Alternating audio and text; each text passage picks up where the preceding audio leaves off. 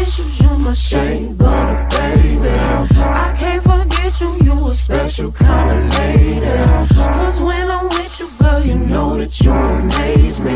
Shade butter, save me, my shade butter, baby. Ooh, we got no issues, you my shade butter, baby. I had to get you, you a special kind of lady. And when I'm with you, girl, I can't forget you. I can't forget you. Way you say Hey, she was like, hey boy, what it do? I think I got. What's up, everybody? It is Jamie Radiance Moorhead, your favorite Christian life coach. And yes, my camera is off today. I actually kind of like really slick want to take a break from doing videos for like a little bit. I've been praying about it. I think what I am going to do is just do videos without the camera on. I just don't want to be on camera right now. You know what I'm saying? Like, I just want to be on camera right now. Anyways, but I do got to do a panel recap because of the discussion we had on Monday. So there's a few things that I said that I probably got to clear up. So we talked about being a single mom or choosing to be a single mom. And I know like panels before I talked about I love being a mom, but the single mom part, we didn't talk about that. So I love being a mom. Don't never get that twisted. I do wish that I had like time, you know what I'm saying, where I'm not interrupted with doing mom things. But I mean, that's life. You feel me? And I really needed 15 minutes. I really needed 15 minutes just to decompress. And I want to get rid of something, but it's cool. I figured it out. So that addresses that. But I want to make sure I keep on trying to tell people, like, I did choose to be a single mom. Like, I did go into the situation knowing that if, you know, like, that I might be doing this by myself for real, right? And that was the reality of the situation because I didn't really know his father like that. Like, I didn't know. I knew what he had told me. And the truth is, everything he told me was a lie. You get what I'm saying? So I was really new to the area. I didn't know anybody. I started working at this restaurant here in this area. And he would, did I meet him in a restaurant? I had a friend, one of my friends that I worked with at this restaurant, introduced me to him. But I think we used to go to the same gym too, and my friend used to go with me. And so I found out that he was sleeping with a friend.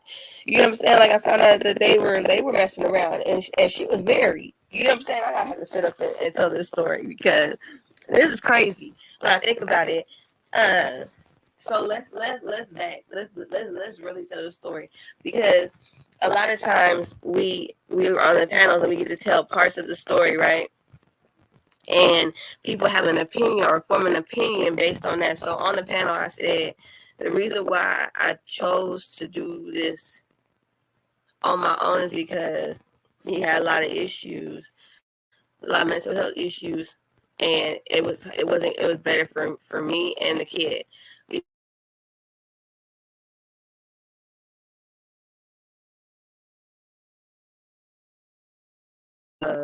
He had multiple people, so like he lied. So let's start with the lies. You ready?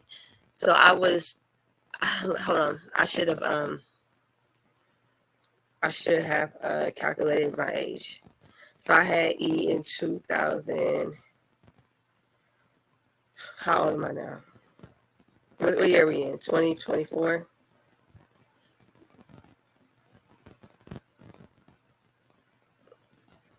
That's 17 years ago. And so I was 21 years old when I had E, which means I was actually 20 when I got pregnant, because I was pregnant on my 21st birthday, and I couldn't drink. I remember that because I was real upset about that because I could finally legally drink, and I couldn't because I was pregnant. And so I met him when I was 20. He told me he was like 30, if that, but he was way older than 30. That's the first lie. Second lie was he was like living in a duplex that he was living in, and he had a son, which I thought was cute. He had a son. I can't remember how old he was at that time, but I mean, I could figure it out if I do, calculate. I really tried to. There was so much trauma in this situation that I really tried to forget the entire thing. Like, the greatest thing that happened to me was getting pregnant and deciding to keep him. That is the greatest thing that happened out of the situation. Everything else, I would say, like, I don't know. I don't even know what to describe that as. So I'm 20. This man is 30. That's still too much of a difference. You guys, I'm going to tell you the truth. I know people like to date older people, but just think about, like, that's several years of being in the dating game that I was not in. I don't let no older man tell you that I'm dating you because you're mature. That's a lie. You are not mature, sweetie. You do not know nothing about this dating world. You don't know how men think. You don't know how they really are. Do not do it. Don't do it. I promise you. I'm telling you from experience, and I'm telling you from watching other young women get played like that. Don't listen to that. Let that man find somebody his age. I promise you. And the reason why he don't want to find somebody his age is because we up on game. Like, we up on game now. We didn't live life. We didn't know. We know. So he would have his son. He would come see me at my job, which I thought was real sweet, right? And he just something. He was like, if you look on the outward aesthetics, he was what you would consider to be a decent dude, right? He had a job. He took care of his son.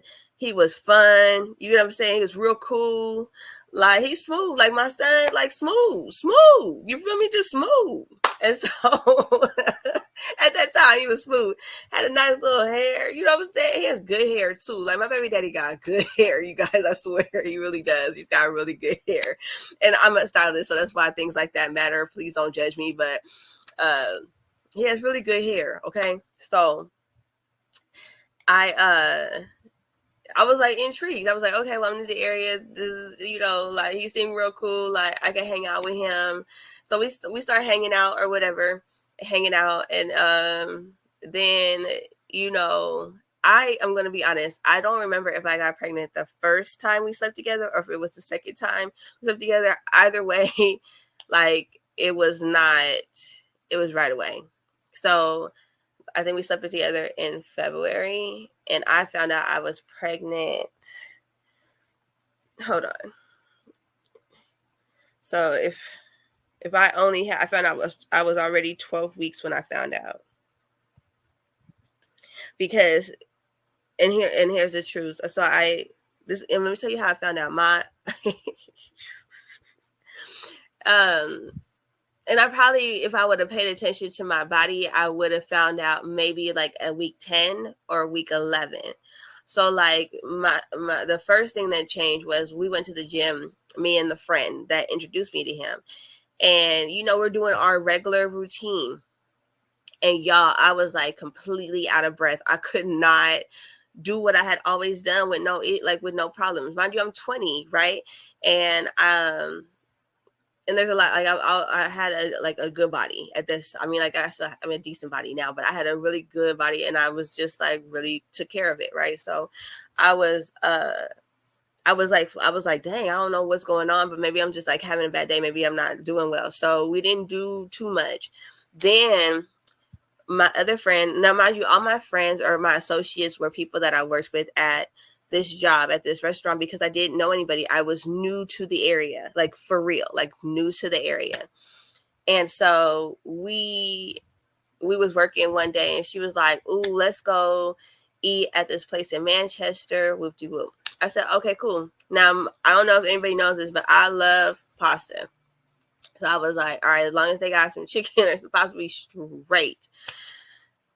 So we get there and I order what I would normally order, and the smell of it, y'all. Oh my God, the smell. I was like, you know what I'm saying? I was like, why is that bothering me? This was the last straw. No, that was the second warning that I had. Then a couple days later, my mom was like, "Oh, do you want me to make you some whoop de whoop?" Now, mind you, my mom makes my stuff, and I be loving it. You know what I'm saying? She do the shrimp, the chicken, the whole nine. I walked in the house because I had moved out. I finally had got my own place. Just got my own place. I enrolled in college at MTSU. I was waiting on that. I was getting ready to ask my sister-in-law if she could help me like be like an AKA. You get what I'm saying? Like all this. Like I had plans. Okay, so I'd be traveling to MTSU for school back and forth, and because I had such a good relationship with the people that I work with, they were gonna work with my schedule. So I was like ready for life. Like I was ready for this new life. I was getting ready to live. Like I was going to school. Like things were about to be grand. And I wanted a poodle. Always remember this, okay? Because this is an inside joke that we have that I wanted a poodle. I really did. I wanted a poodle. And I remember it's so funny. I'm not gonna tell you like that. But I wanted a poodle. All right. So I walk into the house and y'all, like the smell hit me, which has been the best aroma of my whole life. I was gagging all the way to my sister's room. And then I went to sleep. And I know my mom was like I think she knew then that I was pregnant. She knew something wasn't right. And she's like, "You all right?" And I was like, "Oh yeah, I'm fine," you know. And then I was like, I couldn't barely get up, right? So that I would say that was like week 11. Okay, so then week 12, same girls at the restaurant were like, "Oh, let's go to Red Lobsters and eat." Y'all, I walked into Red Lobsters and I couldn't even stay in there. And that's when I knew. I was like, something's wrong. And my friend said, "Are you pregnant?" I was like, "No." I was like, what kind of things are you trying to wish upon my life?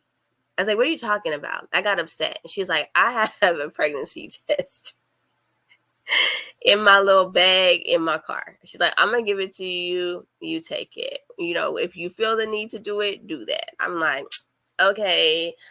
And I could say my friend, the girl, my associate's name, but I'll leave her out of it. But she remembers this. So she gives it to me.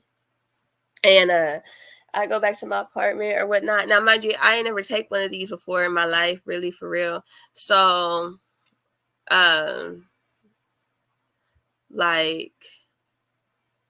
okay. So this what happened.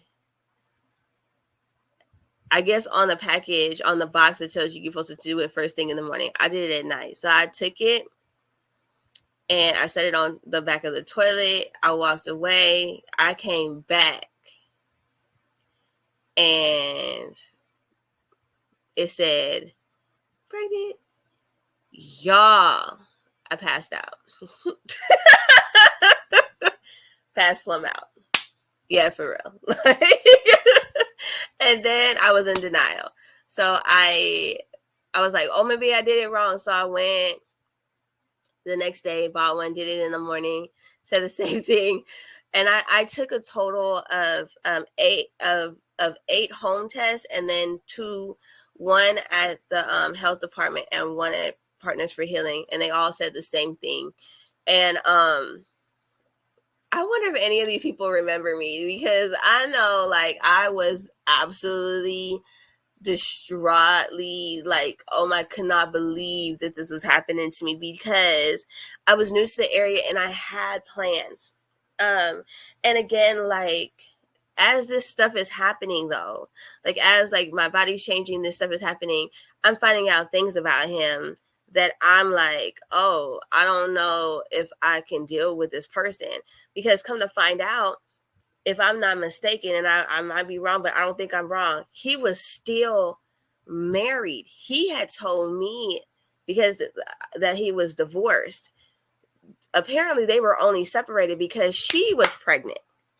She was pregnant and she had a baby. And the baby got his last name because they were still married at this time. Okay. And apparently still sleeping together, because I think he went to the hospital when she had this baby. I heard all of this. I didn't really know. I didn't get to like talk to him about that, but I heard all of this.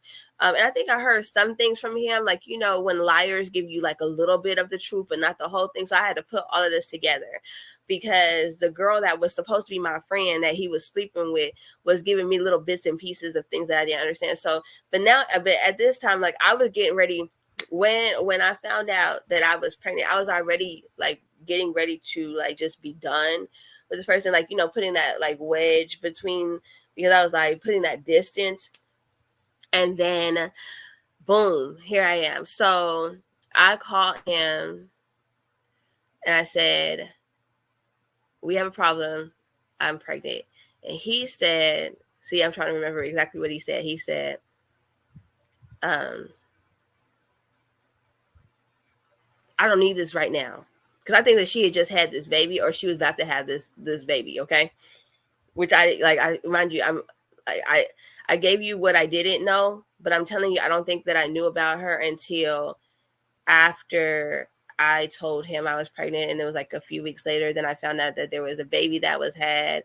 He didn't know if it was his, but the baby came out real Caucasian. So, but the baby does have his last name. Or did, I mean, but it does have his last name. At that time, it had the last name, okay? So he's like, I don't need this right now. And I was like, okay, fine. And I hung up. Like, that's what I hung up. And then he called back and he said, no, that wasn't right. He called back a little bit later and was like, no, that wasn't right. Last time I was like, nah. And so, like, back, I'm telling you, people don't really know how ruthless I really was mentally back then. Once you tell me what you tell me, you really need to stand on that, because I'm standing on it. Like, you're not going to hurt my feelings but one time. You was not going to hurt my feelings but one time. So I was already in my feelings. I didn't even want to call and tell the person. I told you, you said you don't need this right now. I respect that, right? Like, I wasn't one of those people that like, oh no, you need to help me. No, it never, I was like, oh, you don't need this right now? Cool. I really don't need this right now either, but like, this is the bed I made. This is the bed I'm going to have to lie in. So I'll just do it. And so when he said that, that is when I resolved in my heart and my mind that I would be doing this by myself. That's real talk. When he said that, I would do that, because I remember growing up, and I don't know if anybody else has seen this, but this is what I would see. Men would stay with women, you know what I'm saying, because they got pregnant, but that woman would pay. That man would be detached. He would be condescending. He would say, well, I'm here, ain't I? He would act like he was doing her a favor by being there, and he was never really engaging with the children in the first place. So he was just there. That's why when people say fathers need to be in kids' lives, if they are a father, if the person is going to be a father, yes, the father needs to be there. But if he's going to be a detached human being, evil, condescending man, and only teach his children how to be like that, then he don't need to be there. And that's a lot of men in these houses. A lot of men in these houses are not active fathers. They do not know how to be a father because they didn't even have one themselves. But they're not even taking the time to find out and learn how to be one. Because I'm just going, the story is so good, y'all.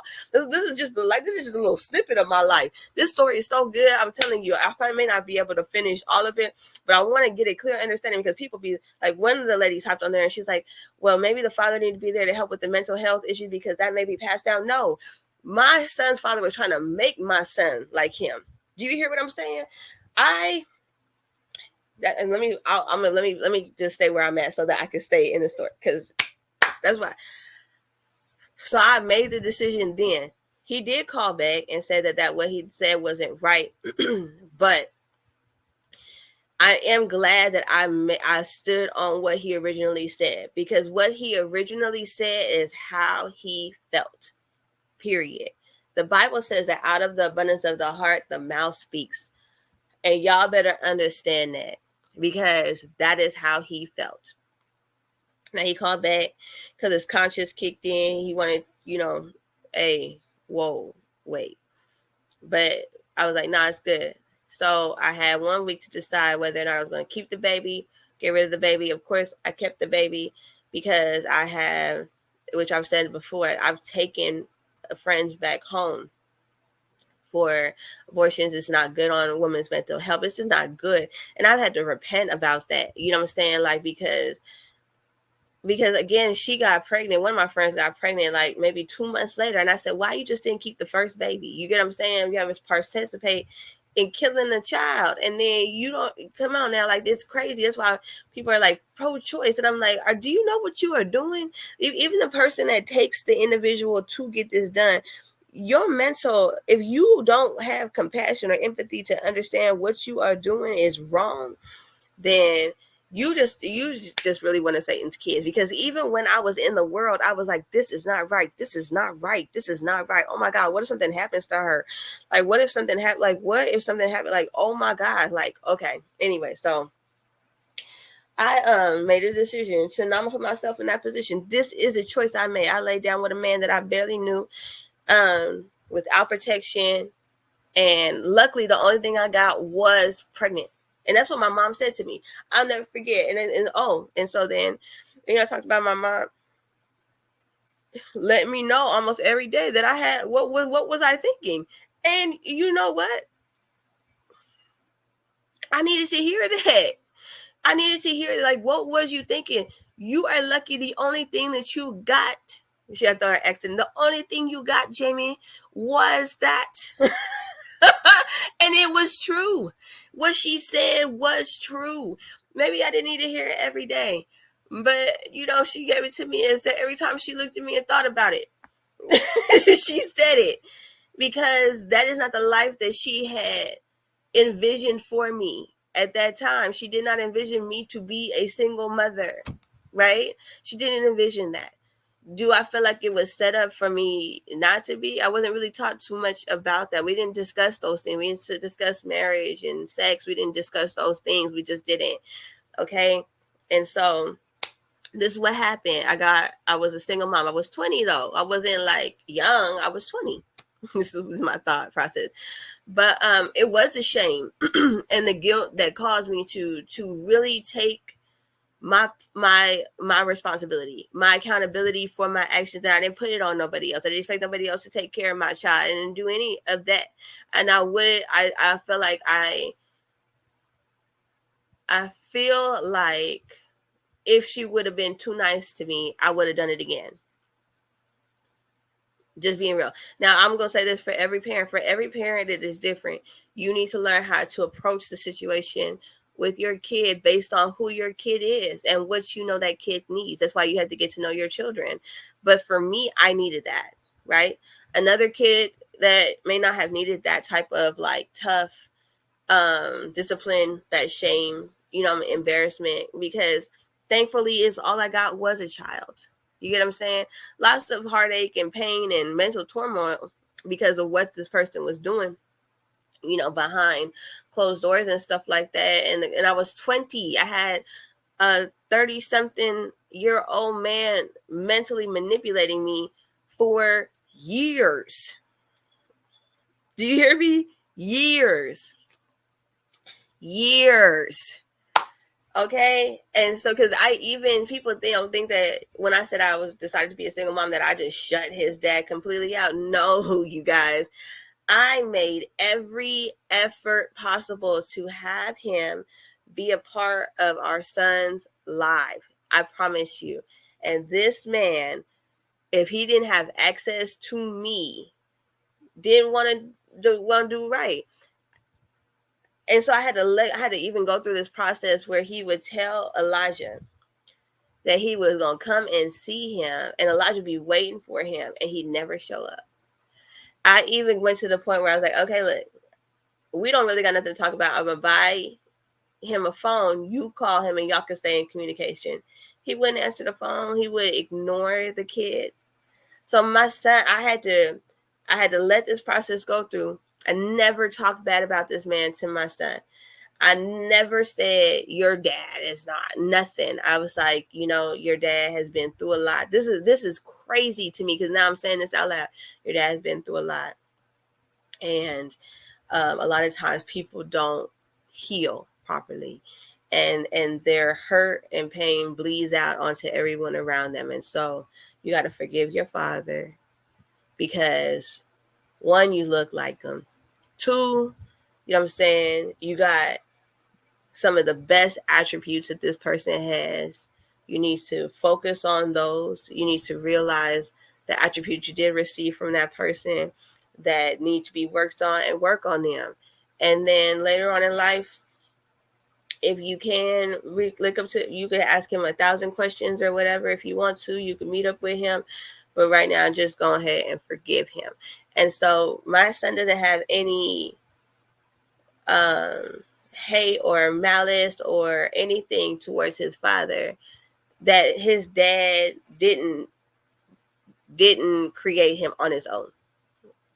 Like if Elijah does feel some type of way, it's because his dad did it, which is insane, because I would still come back and be like, I remember what I told you.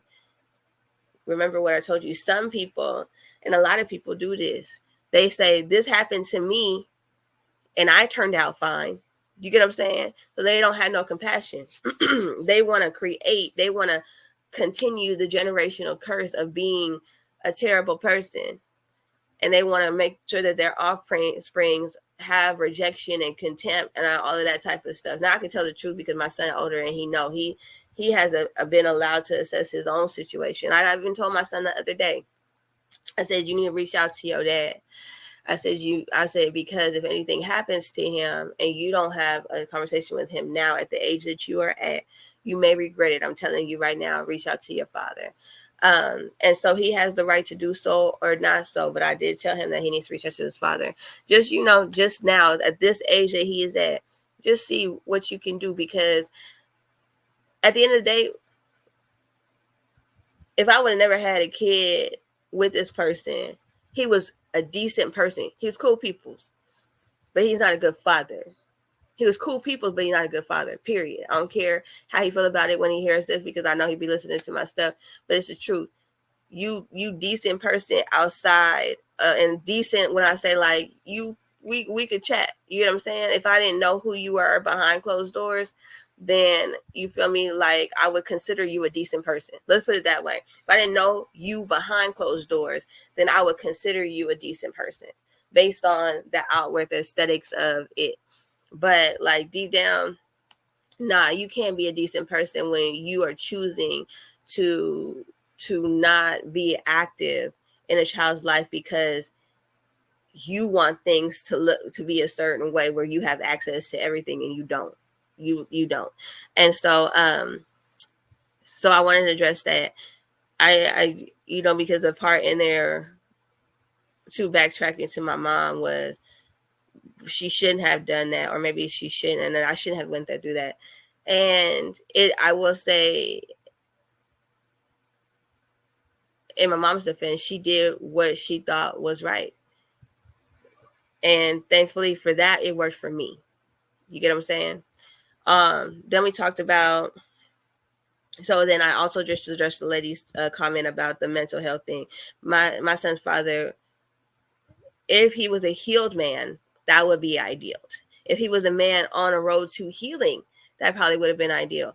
But any person that is messed up and is willing to repeat the cycle on their offspring, doesn't need to be involved in that child's growing up. So I think like this, sometimes God knows the heart of, no, not sometimes, God knows the heart of man. And so when he removes somebody from the equation, do you hear me? When he removes somebody at the equation, he knows what he is doing. People may say, I needed my father, but did you really need him? Did you really need that? There's things about my father that I didn't need. There's lots of things about my father I didn't need. Do you hear me? I mean, like, I love the encouragement and everything he gave me. Don't get that twisted. But there is tons of things about my father that I have not mentioned on here that I did not need. Okay? And so what I think it sucks, though, is that the mother, whether she is married or not, really takes on a buttload of the burden. And so sometimes I get listen to these things and I'm like, do you know how hard it is to truly be a mother and raise a kid and be functioning and not snap? You get what I'm saying? And sometimes people are like, oh, these women don't do this. I'm like, what women are y'all talking about? What women? The women that you pick? Sometimes I mean, like, if I didn't know who I was, I would say it's very insulting, and I see why other women get upset, because like, you guys want perfection. Who's perfect? We don't want to date. I mean, you see something that says we don't want to date single mothers. Don't then. don't. Don't. Don't. Just do us a favor. Just don't. Don't entertain them. Don't look at them. Don't do nothing then. So then we got onto the subject of baby showers, and should we celebrate single mothers with baby showers? And I said, I don't think we should. And other people said that they should, because it's celebrating the baby. But internally, what happens is that the way that baby showers are done in our community is celebrating the person. And so I gave an example of what the church had done for me when I was pregnant with Eli. And there's a part that I had left out because I feel like all points are valid, and I'm not trying to make anyone's point wrong, if that's it. But in my instance, even when the church provided the necessities that I needed, they gave me like diapers, wipes and stuff like that, and they were really nice. They did it out of pity for me. I was a charity case, which then heaped on the shame and the embarrassment. So the person had stated she knew that she was not alone, and that wasn't true. I was alone. I was alone. I was working 2 jobs. I and you a lot of people assume because people are around you that you don't feel like you're alone. But after that, I never talked to those people like that again. Do you get what I'm saying? Like, I didn't call them when I needed something. They didn't watch my son. Do you understand what I'm saying? I did not have a village like that. Do you get? My mom worked. My sister was in school, so like, I had to find a woman to watch my kid. It's just insane. I went to work a week after getting my staples taken out, or having my son, and I went to work being a waitress. I couldn't even go to my sit down job because they wouldn't let me back until I took the full 6 weeks, right? So I say all that to say that no, I don't think that people should have baby showers. Do I think, because the Bible says that we're supposed to take care of the widows, the orphans, and the homeless. Will we consider the child getting born out of wedlock technically like an orphan? Let's see, because I don't know what it. Let me make sure that we know what orphan really means.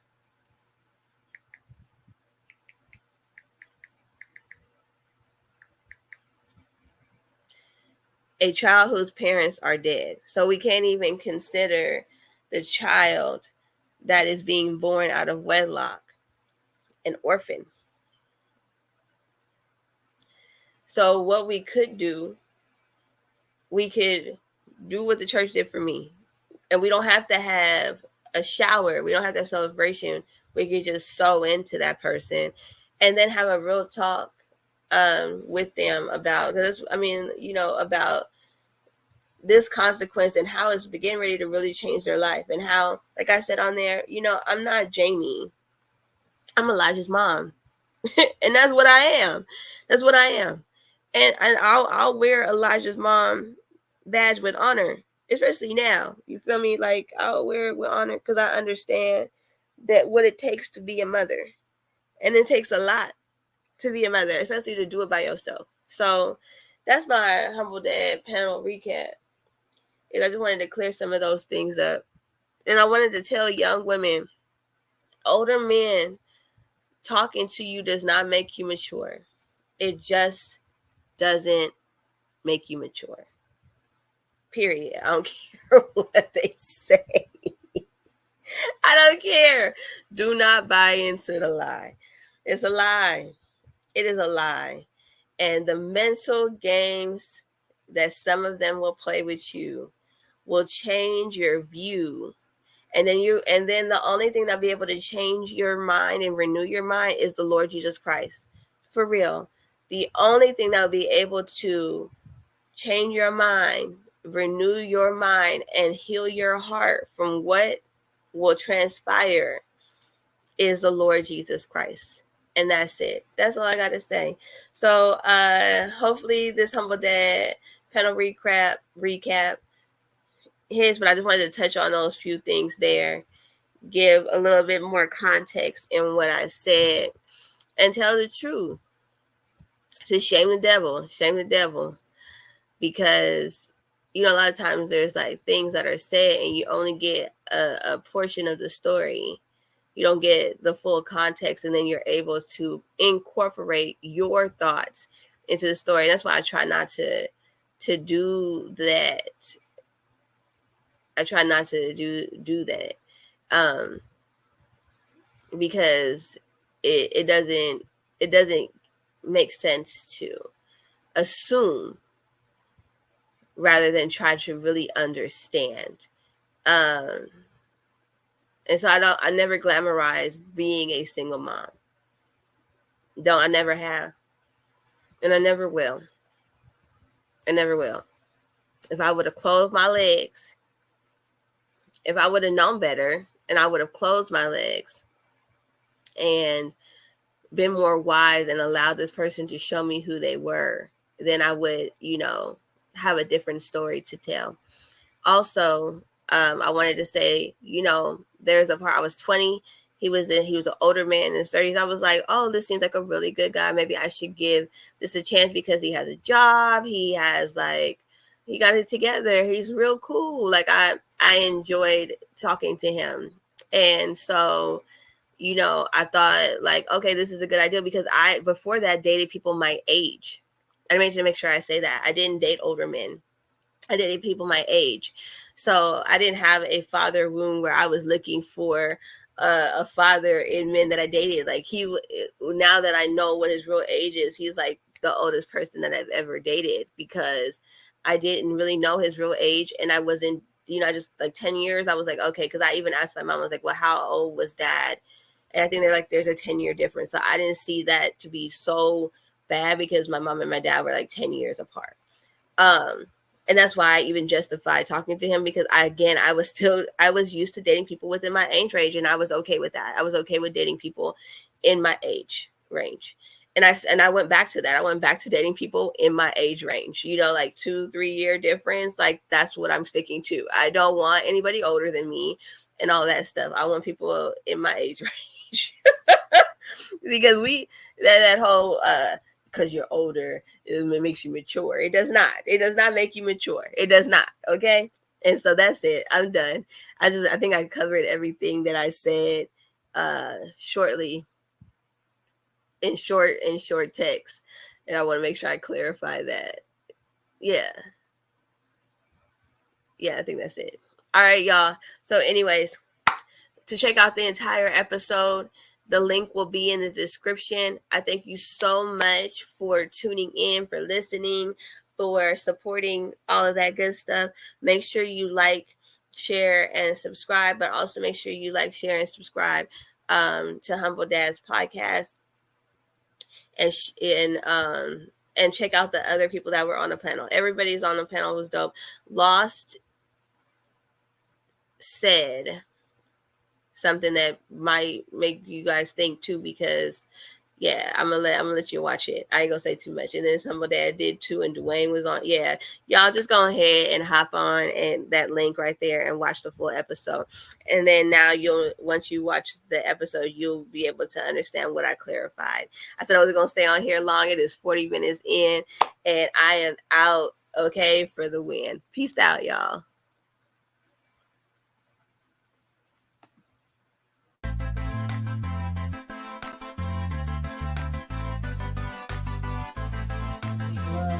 James butter is really good on your hair.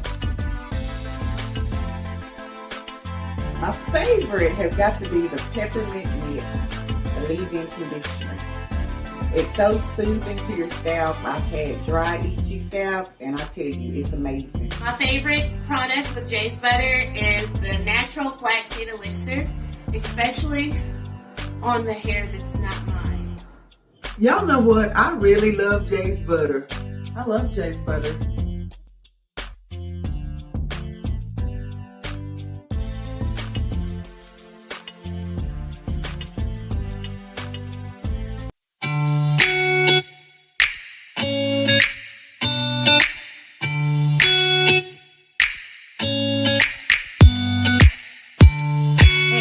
It is me, Jamie, and I'm here for another Jay's Morning Talk. And that's just the truth, right? Man. They cannot get No, I would be so convinced. let the Holy Spirit do what he does through you.